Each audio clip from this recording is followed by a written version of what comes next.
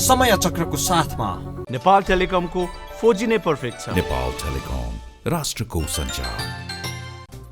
औरा safe surgical mask.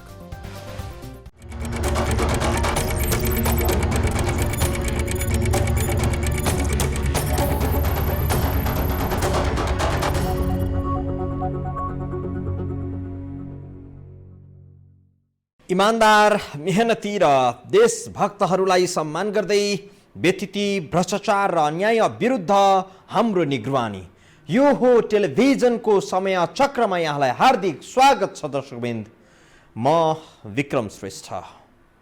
नेपालको राजनीति आवरणमा जस्तो देखिन्छ नि दर्शकवृन्द, आन्तरिक रूपमा त्यस्तै नभइरहेको हुन सक्छ। एकाथरी जासुस आउँछन्, छुटुक्क भेटवार्ता गरेर जान्छन्। अर्काथरी टोली आउँछन्, नेताका घर घर पुगेर वार्तालाप गर्छन्। के कुरा गर्छन्, कस्तो खिचडी पकाउँछन् भन्ने ठ्याक्कै थाहा हुन्न। जान्ने सुन्ने हौ भन्नेहरूले भन्छन् हाम्रा नेताहरू त फगत कठपुतली हुन्, यिनलाई अरूले नै नचाउँछन्। कुनै बेला पुष्पकमल दाहाल प्रचण्डले माधव कुमार नेपाल नेतृत्वको सरकारलाई कठपुतली सरकार भनेकै हुन्। अहिले पनि सत्तारूढ नेकपा विभाजन रोक्न चिनिया टोली काठमाडौँमा सक्रिय बनेको छ। आफू मिल्न नसक्दा देशको आन्तरिक मामिलामा विदेशीहरू चलखेल गर्न आइपुग्छन्। के यही हो राष्ट्रिय स्वाधीनता? हेरौँ यो रिपोर्टमा। नेपालका नेताहरू आफै जुट्न सक्दैनन्, अरूले जुटाइदिनुपर्छ। आफै फुट्न पनि सक्दैनन्, अरूले फुटाइदिनुपर्छ। राजनीति नै गर्न पनि कतिपय अवस्थामा नेताहरूलाई स्वदेशभन्दा विदेशी भूमि, विदेशी मानिसहरू प्रिय लाग्छन्। नेपालीले खान दाल चामल, लगाउन लत्ता कपडा, चढ्ने साइकल मोटरसाइकल मात्रै नभएर वाद विवाद पनि विदेशी नै हाबी हुन्छन्। मार्क्सवाद लेनिनवाददेखि माओवादसम्मले पुर्याएको क्षति बेहिसाब छ। जसले यो देश बनायो उसको फोटो राख्दा प्रतिगामी ठहरिने मुलुकमा विदेशी मार्क्स, एङ्गेल्स र माओको फोटोमा हारै चढाइन्छ। बेजिङमा पानी पर्दा नेपालका कम्युनिस्टहरूले काठमाडौँमा छाता ओढ्छन् भनेर त पहिले पनि भन्ने गरिन्थ्यो। फेरि अहिले नेपालका कम्युनिस्टहरू आलोचना र लज्जाको उच्चतम बिन्दुमा पुगेका छन्। यो उच्चतम बिन्दु पुगेको पुष्टि चाहिँ चिनिया कम्युनिस्ट पार्टी अन्तर्राष्ट्रिय विभागका उपमन्त्री कुओ एची, महानिर्देशक छुई यान सहितको 4 सदस्यीय टोली काठमाडौँ आएबाट भएको छ। जस्तो तपाईँ हेर्नुहुन्छ नि, प्रचण्ड कहाँ जानुभयो, मिल्ने ठाउँ छ भने मिल्नुहोस् भन्नुभयो होइन। त्यस्तै अब हिजै राष्ट्रपति प्रधानमन्त्रीलाई भेट्नुभयो। उहाँहरू चाहिँ सकेसम्म एउटा एकदम स्टेटेड मोटो भनेर नै यसपालि चाहिँ उहाँहरू चाहिँ नेपालको कुनै पार्टीको आन्तरिक मामलामा यो र त्यो गर्नको लागि भनेर चाहिँ उहाँहरू चाहिँ भनेर नै आउनु भएको छ। त्यो भएर त्यहाँ चाहिँ एउटा औपचारिकताको लागि कसलाई भेट्यो भन्ने कुरा बाहेक चाहिँ अरू चाहिँ उहाँहरू नेकपा फोकस नै भिजिट हो भन्ने लाग्छ। संसद विघटन भएको, नेकपा विग्रहको संघारमा पुगेको र केपी ओलीको सत्ता धर्मरायको यस्तो संवेदनशील घडीमा 3 दिन लामो बसाइको कार्यक्रम सहित 4 चिनिया नेता नेपाल किन आए भन्ने प्रश्नको जवाब खोज्दै जाँदा नेकपा र नेकपाका नेताहरू निर्वस्त्र हुने बिन्दुमा पुगेका छन्। नेपालले स्पेस दिएर हो नि त। नेपालले स्पेस नदिने हो नि त्यो अब चीनको सबै ठाउँमा यस्तै भूमिका छ र छैन नि। नेपालले चाहिँ अहिले मैले भने जस्तै सरकारमा रहेको पनि नेकपा आफै पनि त्यो गरिरहेछ, तर पार्टी जुन एकट्ठा गराइदियो भनियो त्यसपछि चाहिँ उसले लगातार नेकपासँग चाहिँ जुन प्रकारको हिमजिम गर्यो, नेकपाले चाहिँ आफ्ना पार्टीका उच्च स्तरीय मान्छेहरू पनि चीनको कम्युनिस्ट पार्टीले दिने तालिम लगायतका विभिन्न उसमा चाहिँ सहभागी बन्न थाल्यो। त्यसपछि चाहिँ उनीहरूको मनोबल बढेको। कुनै पनि देशको पार्टी सरकारको मामिला सुल्झाउन अर्को देशका प्रतिनिधि आइरहनु पर्दैन। तर अहिले नेकपाको विभाजन रोक्न चिनिया कम्युनिस्ट पार्टीका नेताहरू काठमाडौँमा दौडधुप गरिरहेको भन्ने खबर छताछुल्ल भएको छ। अझ भारतीय मिडियाहरूले नेपाल आएको चिनिया टोलीलाई चिनिया राष्ट्रपति सी जिङपिङले नै पठाएको भनेर ठुलो हो हल्ला गरिरहेका छन्। चीनको हकमा पनि लागु हुन्छ, भारतको हकमा पनि लागु हुन्छ। त्यो चाहिँ हाम्रोमा चाहिँ कोही मान्छेसँग भेटेपछि पशुपतिमा कोही भारतीय अथवा चिनिया आयो भने पनि अलि बढी नै संशय अथवा बढी नै महत्त्व दिएर हेर्ने गरिन्छ होइन। त्यो कारणले नै हुनसक्छ। मलाई लाग्छ कुनै एउटा व्यक्तिले आउनासाथ यी सबै घटनाहरू भए जस्तो चाहिँ मलाई लाग्दैन। समर्थन गरेसम्म चिनिया ठिक छ भन्यो, ओलीजीलाई समर्थन व्यक्तिलाई नगरिकन तिमीहरू एक हुनुपर्छ भनेर एकताको पक्षमा, ओलीको पक्षमा होइन, पार्टी एकताको पक्षमा चिनियाहरूले बोल्न थालेपछि उसले चाहिँ नि सामन्त आइसकेपछि अलिकति फरक सिनेरियो देखियो भन्ने कुरा त भारतको पनि एसेसमेन्ट हो। नेकपामा सङ्कट पर्दा चिनिया राजदूत हौ याङछीले 2 पटक मिलाइदिएकी थिइन्। नेताका घर घर पुगेर याङछीले सम्भवतः नेताहरूलाई एकतामै तिम्रो देशको हित छ भनेर सम्झाएकी थिइन्। आफ्नो स्वार्थ पूरा हुने देख्दा देश भट्कालमै जाकिए पनि पछि नहट्ने बहादुर कम्युनिस्ट नेताहरूले चाहिँ यसपटक आफ्नो बहादुरी देखाएर मुलुकलाई अस्थिरतामा धकेलेरै छाडेको जस्तो देखिएको छ। नेपालमा स्थिरता भए नेपालको विकासमा सघाउ पुग्ने कतिपय चिनिया चासो पनि सम्बोधन हुने सोच चीनको रहेको केही विज्ञहरू बताउँछन्। सोही अनुरूप चिनियाहरूले नेपालमा स्थिरताका लागि प्रयत्न गरेको भन्नेहरू पनि छन्। नेपालको विकास, समृद्धि, राजनीतिक स्थिरता र एकतामा छ भन्ने कुरा पनि हामी नेपालीलाई विदेशीले आएर भनिदिनुपर्छ। विकासका लागि स्थिरता, स्थिरताका लागि वाम गठबन्धनलाई बहुमत भन्ने नारा उचालेरै कम्युनिस्टहरूले गएको निर्वाचन आफ्नो पक्षमा पारेका थिए। आफ्नै नारा पनि बिर्सेर फेरि राजनीतिको फोहोरी खेल खेल्न थालेपछि चिनिया राजदूत याङछी पनि जिल परेकी हुन सक्छिन्। सम्भवतः उनले आफ्नो लेभलबाट नेपाली नेताहरू लाइनमा नआएको ठानेर उनले बेइजिङमा खबर गरिन् र राष्ट्रपति सीले आफ्नो विशेष टोली नेपाल पठाए।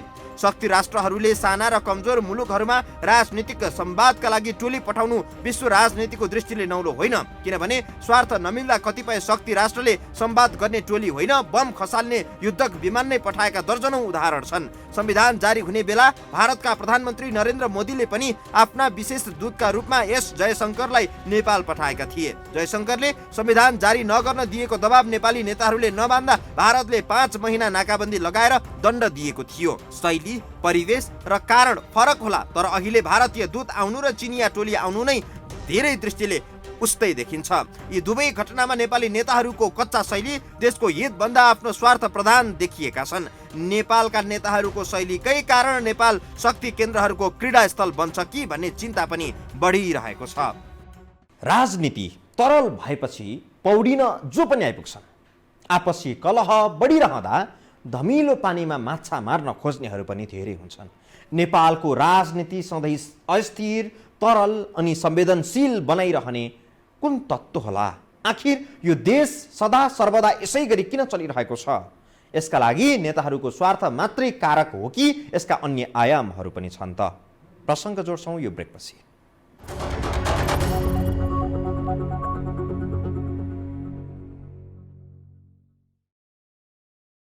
नेपालका केही मित्र यस्ता पनि छन् जो नेपालमा आतंकवाद बढ्दा त्यसैलाई मलजल गर्न सहयोगी बनिदिन्छन्। नेपालमा बम पड्काउन आश्रय दिइन्छ। संस्थापनको सट्टा विद्रोही आन्दोलनकारीहरूलाई समर्थन गरिरहन्छ।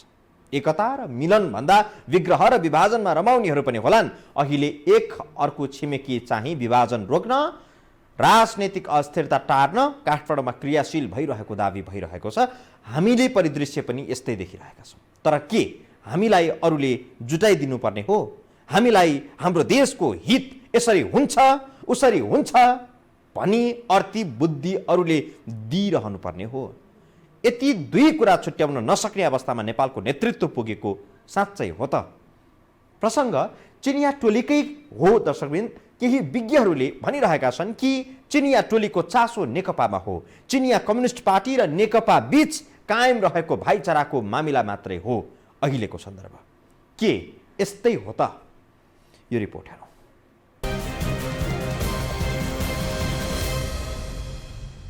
नेपाल कम्युनिस्ट पार्टी भित्रको अप्रत्याशित र बेतुकको किचलो मिलाउँदा मिलाउँदा छिमेकी चीन नै आजित भइसकेको बताउने गरिन्छ। केपी शर्मा ओली नेतृत्वको सरकार ढल्न लाग्दा लाग्दै 2 पटक त नेपालका लागि चिनिया राजदूत हौ याङछीले रोकेकी थिइन्।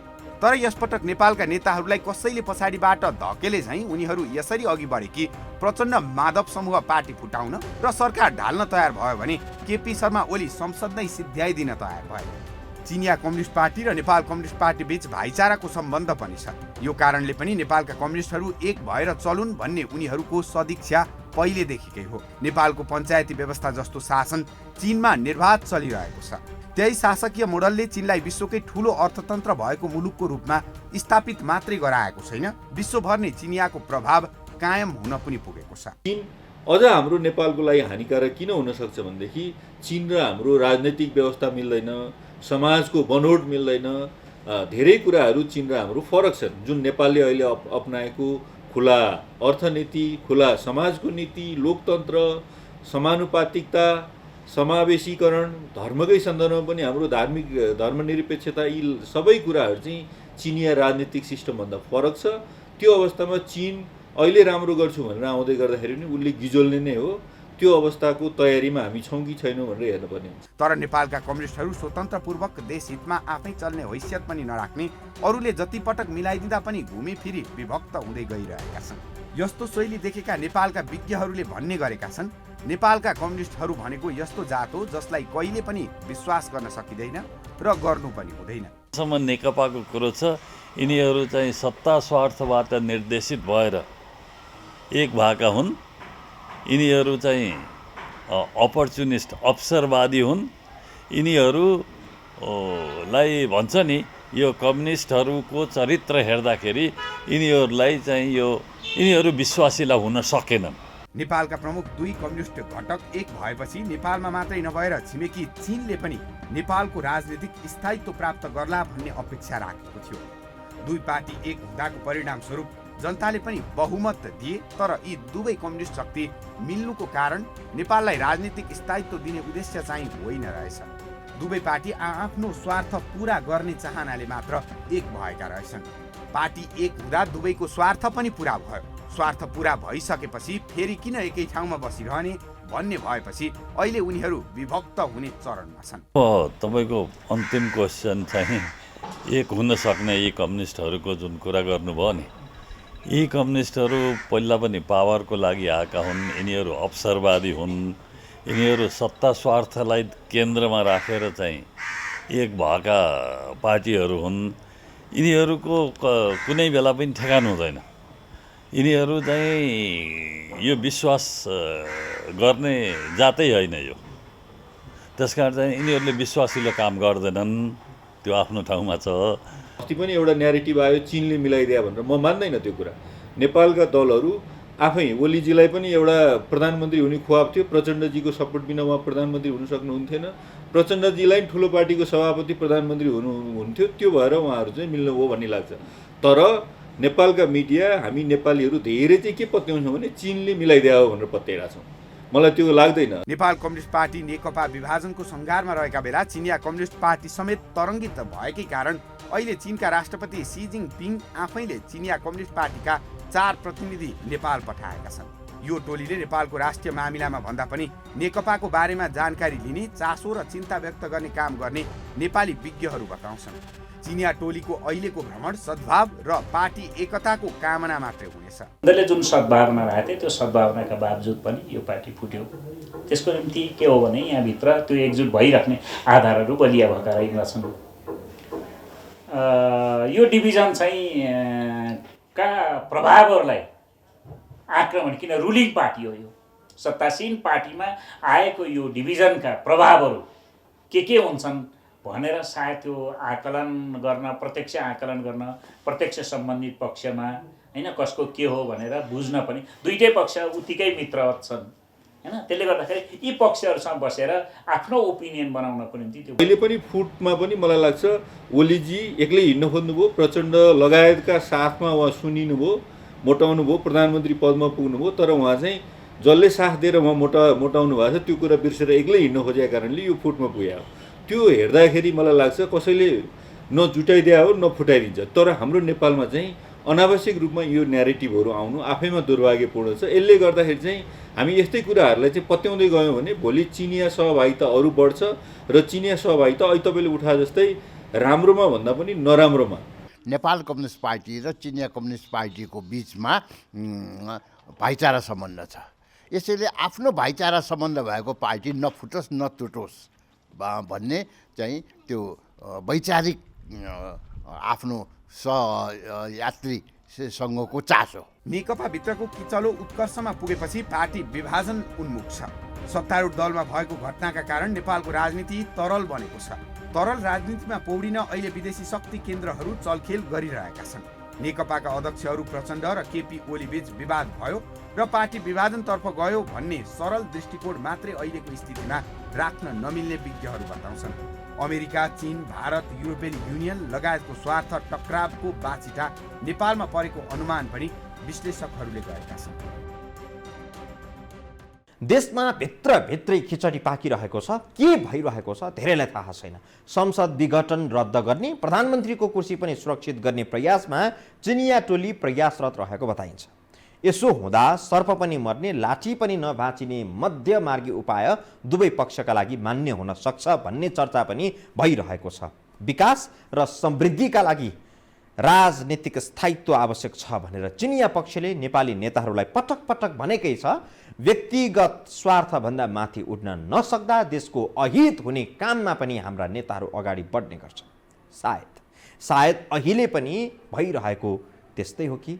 सन्दर्भ जोड्छौँ हामी यो ब्रेकपछि।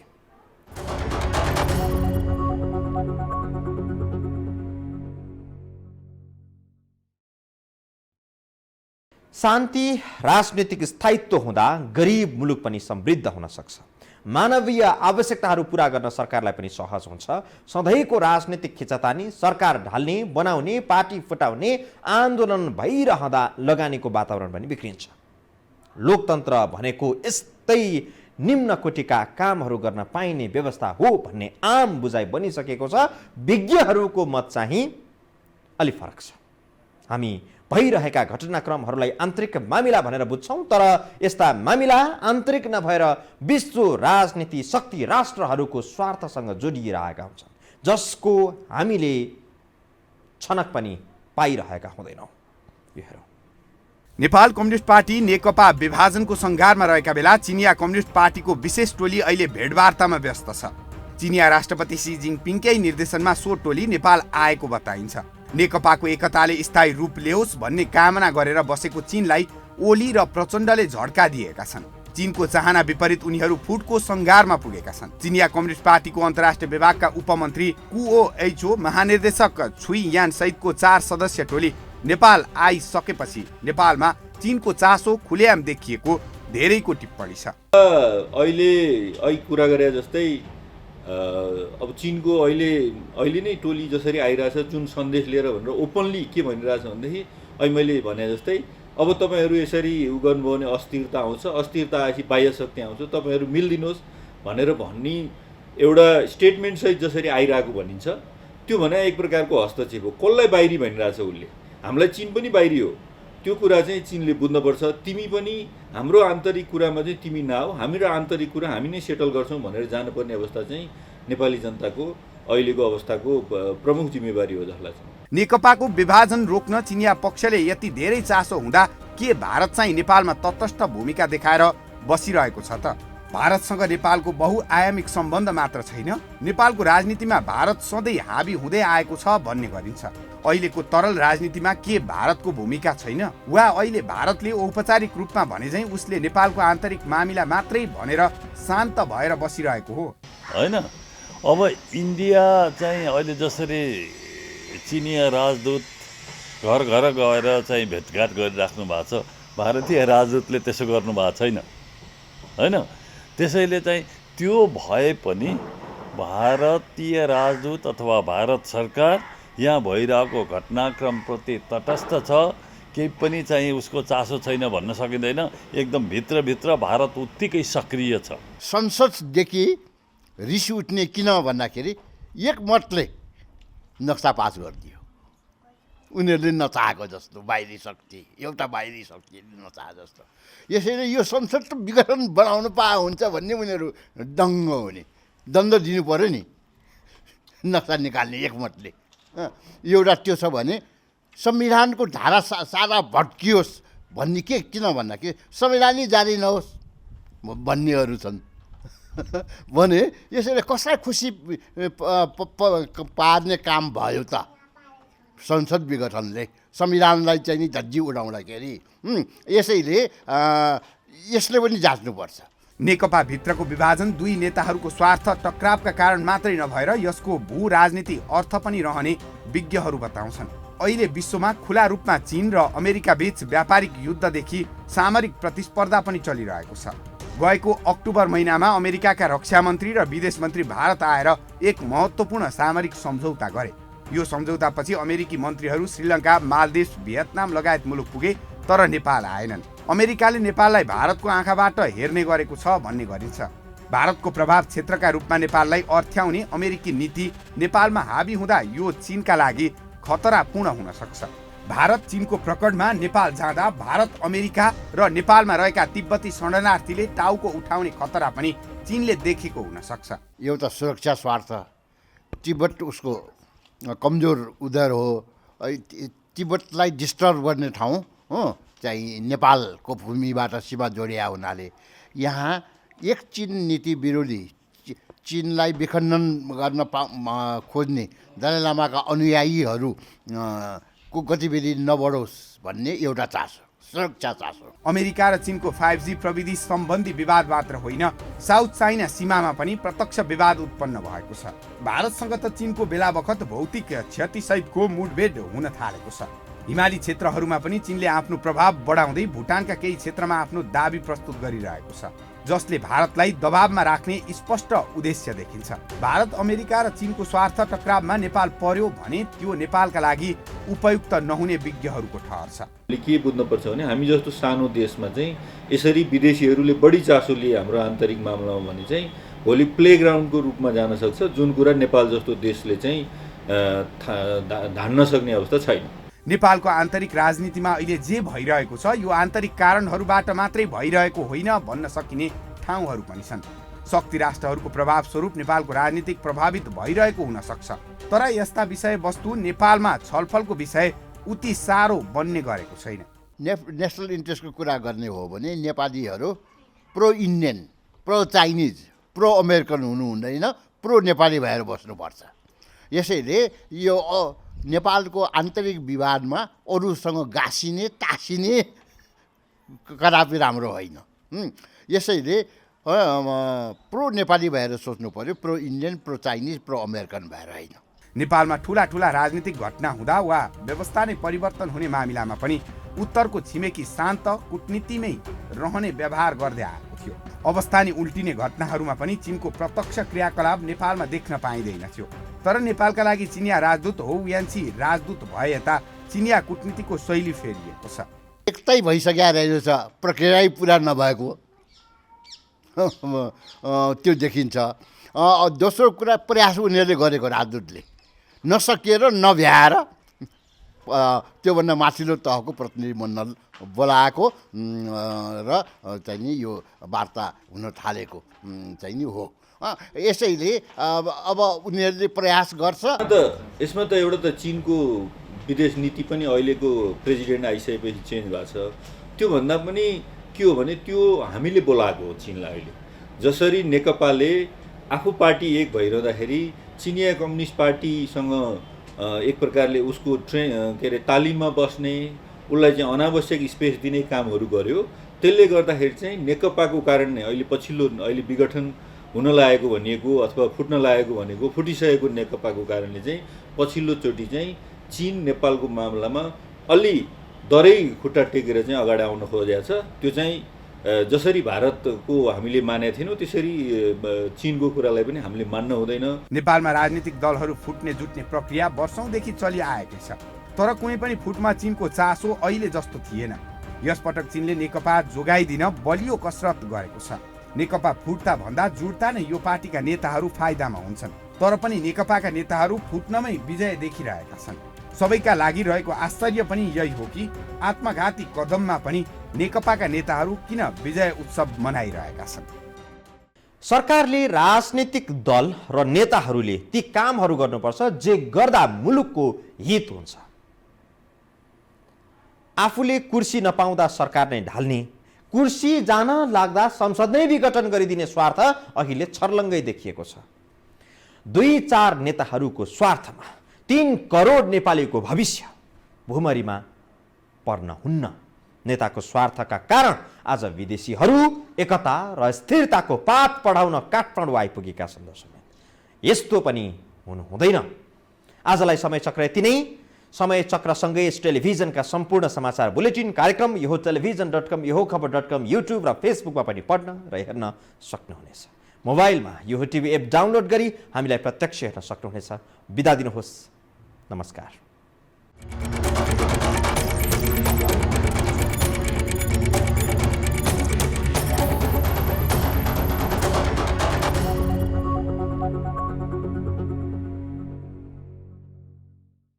समय चक्रको साथमा नेपाल टेलिकमको 4G नै पर्फेक्ट छ। नेपाल टेलिकम राष्ट्रको सञ्चार। औरा सेफ सर्जिकल मास्क